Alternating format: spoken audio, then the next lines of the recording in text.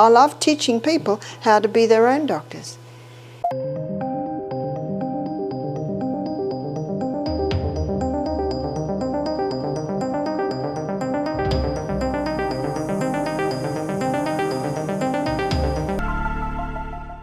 Hydration is a cornerstone of good health and wellness, warranting significant attention for its role in overall physiological functioning. The human body, composed of approximately 60% water, relies on adequate hydration to maintain various bodily functions, regulate temperature, and foster cellular activity. What I want to look at right now is water. What type of water should we be drinking, and when should we be drinking it, and why should we be drinking water? A man said to me, "Everyone tells me to drink water, you told me why." So let me tell you why. So let's have a look at water loss in a day.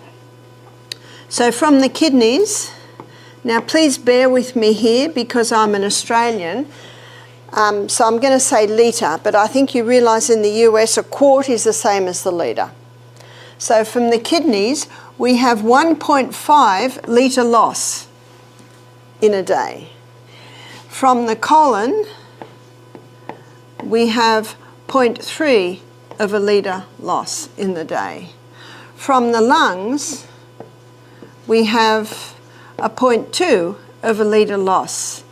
And what's a surprise to most is from the skin, we have a 0.5 of a litre loss.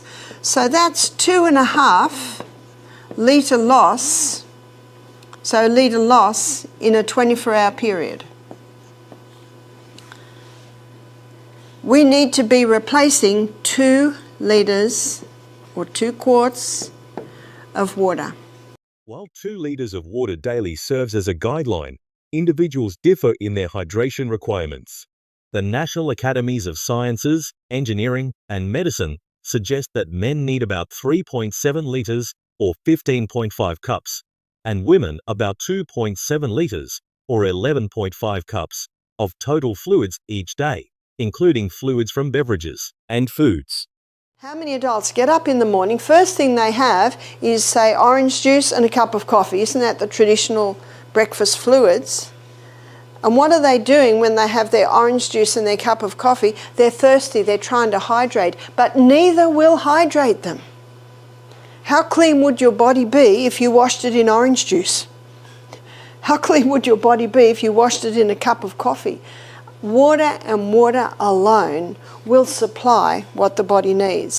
While beverages like fruit juices and coffee are often consumed for hydration, water remains the most effective option. Juices can be high in sugars and calories, leading to an unbalanced intake of nutrients. Coffee, despite its hydrating qualities, acts as a mild diuretic, which may reduce hydration efficacy.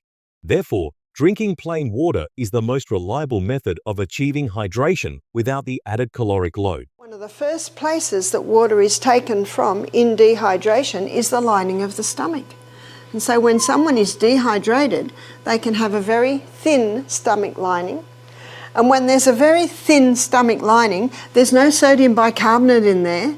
And so the stomach acid can easily start to eat its way through. And then because there's damage, our body's own microorganisms change roles and become the clean-up team. Remember Monday, where we looked at the cycle of life? And they change roles and become the clean-up team. Remember what its name is? Bacteria. And they've given them a name in the stomach. It's called Helicobacter. You've heard of it? Yes. Helicobacter pylori. Helicobacter pylori is blamed for stomach ulcers. Students, what's the cause of stomach ulcers? Well, the number one. It's actually dehydration. And Dr. B claimed that at the writing of his book to have cured 3,000 cases of stomach ulcer with water alone. Hydration is essential for proper digestive function. The digestive system relies on adequate water intake to break down food and absorb nutrients effectively. Insufficient water consumption can lead to complications such as acid reflux, stomach ulcers, and constipation. When the body is dehydrated, it can draw water from the gastrointestinal lining, leading to discomfort and digestive disturbances. Drinking enough water before meals promotes a healthier digestive environment, supports gut health, and helps prevent gastrointestinal ailments. Don't treat thirst with medications. Because when you do take medications, what does that do to your hydration status? Lessens it even more. I know as a psychiatric nurse, you'd be talking to the patients and you can tell their mouth is dry by the way they're talking. So what do? Oh, Coke, coffee.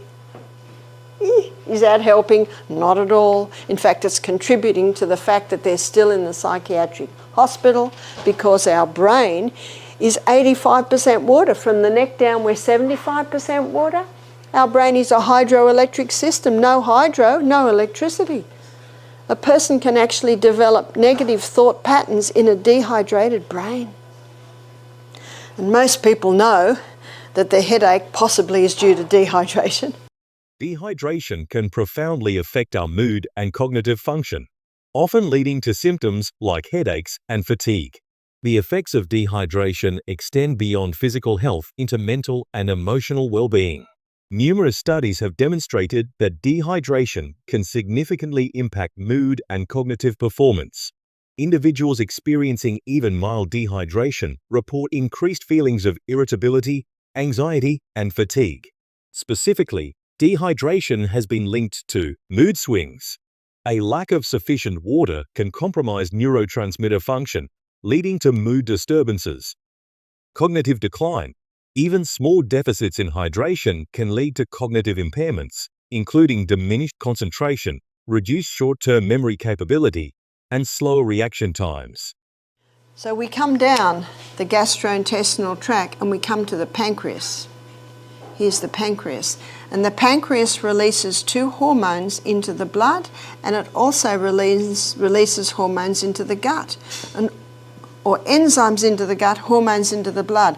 What are the hormones going into the blood from the pancreas? It's insulin and glucagon. Both of these hormones require a large amount of water to be able to be made properly. So if someone's dehydrated, can you see that can contribute to diabetes? So moving on down the gastrointestinal tract, we come to the colon. And one of the main functions of the colon is to take water out so stools are formed. If a person is dehydrated, more water gets taken out than should be taken out, so we're left with rabbit pellets and cement. So constipation can be a result of dehydration. Hydration is particularly vital for individuals with specific health conditions. For instance, diabetes. Individuals may experience increased urination as a consequence of elevated glucose levels, necessitating greater fluid intake to avoid dehydration. Kidney disease. Adequate water intake is essential for maintaining kidney function and preventing stone formation. Constipation. Water plays a significant role in digestive health. Insufficient intake can result in hard stools and constipation. Increasing fluid intake can significantly improve stool consistency and promote regularity. There are 4 vital elements needed for life. Let's look at the 4 vitals. These 4 vital elements needed for life indicate what we need. Number 1 is oxygen. Now that's not a surprise. Oxygen's the most vital element needed for life. Number 2 is water, and that's not a surprise. But what's a surprise to most people is the 3rd vital element needed for life is sodium. You think about it, we're salty people. Our tears are salty, our blood's salty. Baby swims in utero in salt water. The 4th vital element needed for life is potassium. And you get nice amounts of potassium in your fresh fruits and vegetables, and cayenne pepper is high in potassium. So the highest concentration of mineral inside the cell is potassium, the highest concentration outside the cell is sodium. And there are sodium-potassium pumps that are in the membrane around the cell. And these sodium-potassium pumps are constantly going like this, maintaining the balance in and out of the cell. But when someone has high amounts of table salt, have you noticed people put it on and they don't even taste the food? That's because the table salt, the sodium chloride, is so harsh that it kills the taste buds. So no wonder they have to put so much on. Kills the taste buds. But the salt that we use is Celtic. And the Celtic salt, and it's called the Celtic salt because it's hand harvested by the traditional Celtic method. It's in Brittany, in France, 4.5 million acres of these beautiful salt flats where it's a hand-harvested sea salt. Potassium, primarily found in fruits and vegetables such as bananas, oranges, spinach, and potatoes, is critical for maintaining electrolyte balance within cells. An adequate intake of potassium helps to counteract the effects of sodium, ensuring that cells maintain proper hydration and function. Insufficient potassium can lead to high blood pressure. Without adequate potassium to balance out sodium levels, the risk of hypertension increases, creating further strain on the heart and blood vessels. Muscle weakness and cramps. Potassium is vital for muscle contractions. Low levels can lead to muscle fatigue and cramps, particularly in physically active individuals. So the Celtic salt, it contains 82 minerals. How come not 92? Some are in such pico proportions, barely measurable, that it's inevitable that a few are lost. See, these two minerals are so harsh, they need all the other minerals to soften them or buffer them. And one of the values of the Celtic salt is that it contains 3 magnesiums. And that's why it's so moist, because magnesium is a water-hungry molecule. And that's why the true Celtic salt will always be wet. Have you noticed how wet it is? That's because it's got 3 magnesiums. And those magnesiums are helping to hold the other minerals in suspension inside the crystals.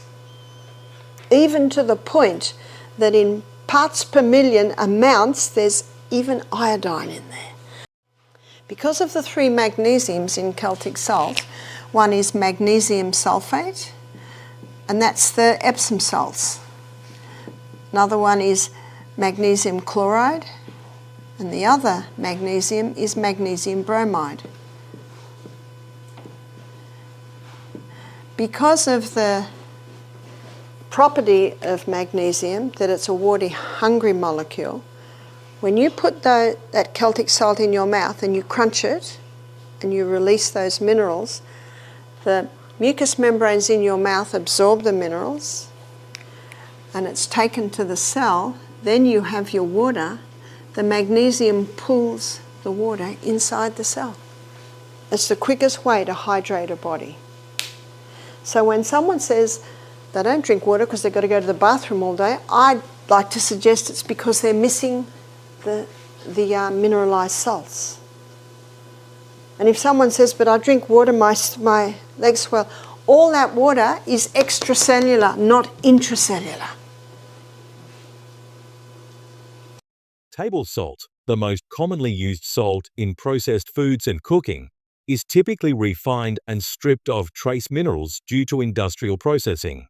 This demineralization, while turning table salt into pure sodium chloride, reduces its nutritional value and can negatively affect cellular function.